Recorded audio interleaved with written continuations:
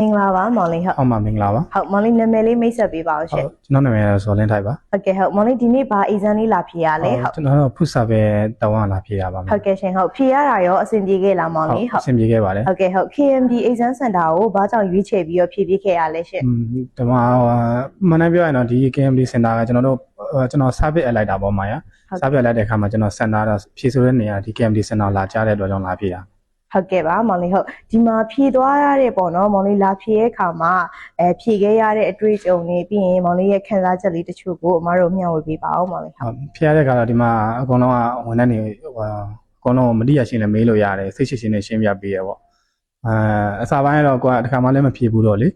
နည်းနည်းလေးစိုးရိမ်နေရှိပေမဲ့ဒါပေမဲ့အကုန်လုံးကသဘောကောင်းပါတယ်ဝန်ထမ်းတွေအားလုံးသဘောကောင်းတဲ့အတွက်ကျွန်တော်တို့အကုန်လုံးလည်းပြောပြတယ်ဘာမှပူပန်စရာမရှိပါဘူးအဆင်ပြေပါတယ်မှာ ဟုတ်ကဲ့ပါမောင်လေးဟုတ်အခုလိုဖြေပေးလို့ကျေးဇူးပါနော် ဟုတ်ကဲ့မှာကျေးဇူးပါ